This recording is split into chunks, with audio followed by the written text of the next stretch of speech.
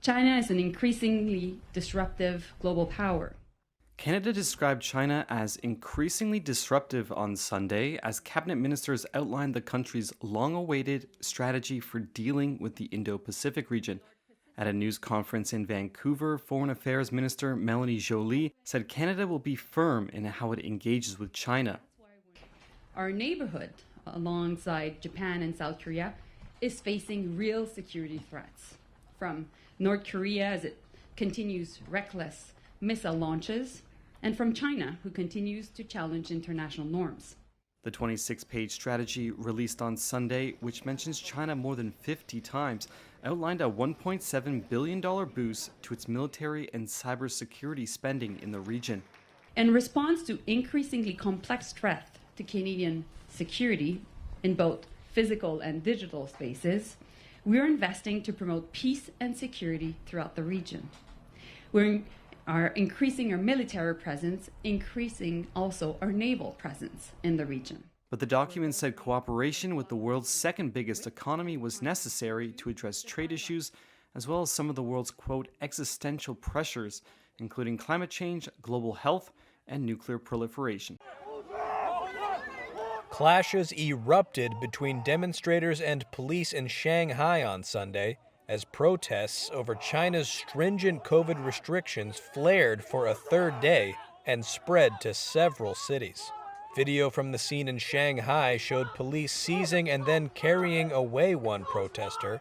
The wave of civil disobedience is unprecedented in mainland China, where room for dissent has been all but eliminated under President Xi Jinping, as frustration mounts over his signature zero COVID policy. Protesters also took to the streets in the cities of Wuhan and Chengdu on Sunday. In Beijing, small gatherings of people held peaceful vigils, while students on numerous university campuses around China gathered to demonstrate over the weekend. The protests come after a deadly apartment fire on Thursday in the country's far west, where millions of residents have been under some of the country's longest lockdowns, barred from leaving their homes for as long as 100 days. Video obtained by Reuters showed residents chanting "Lift the COVID lockdown" and arguing with guards in hazmat suits after the fire led to accusations that lockdowns were a factor in the blaze that killed 10 people. Officials have denied that COVID measures hampered escape and rescue efforts. China has stuck with Xi's zero COVID policy even as much of the world has lifted most restrictions.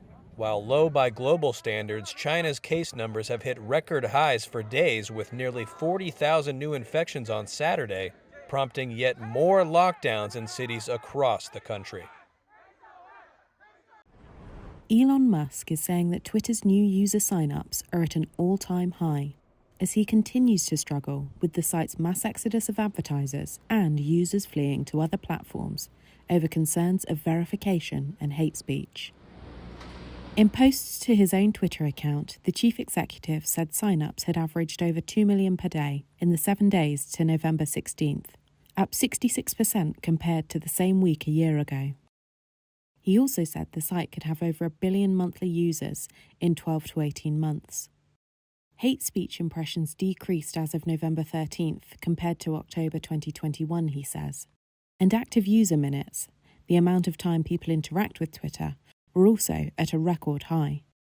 Musk has previously said that Twitter is experiencing a mass drop in revenue from the advertiser pullouts, which he blames on activist groups.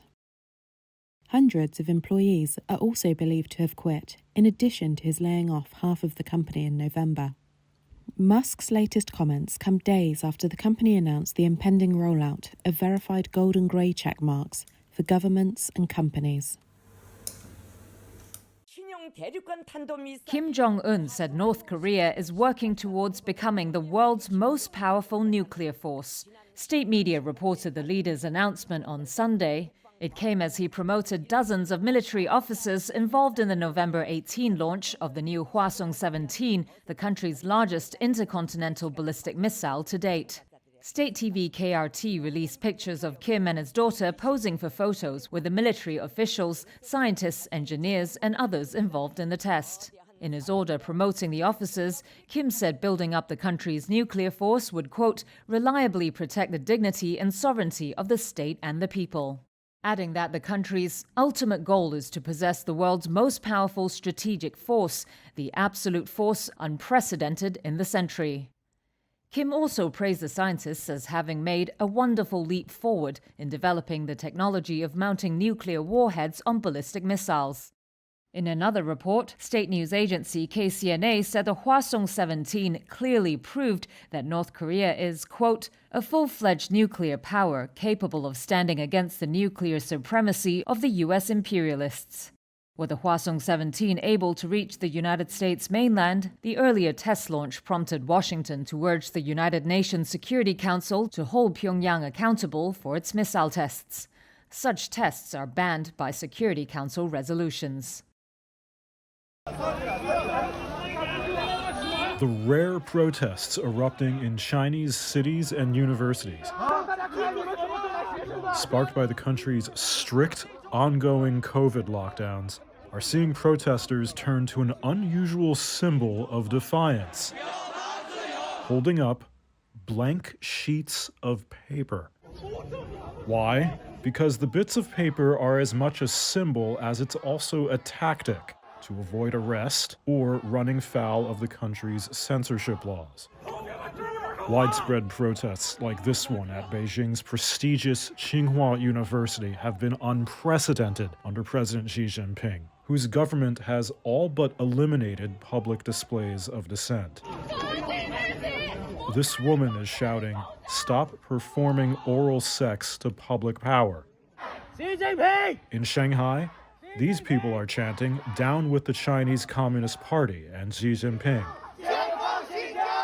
China's social media platforms are heavily censored, forcing citizens into cat-and-mouse games to get around it. In online chat rooms seen by Reuters, protesters are being advised to bring a sheet of blank paper to a demonstration. But the hashtag white paper exercise has already been blocked on at least one site.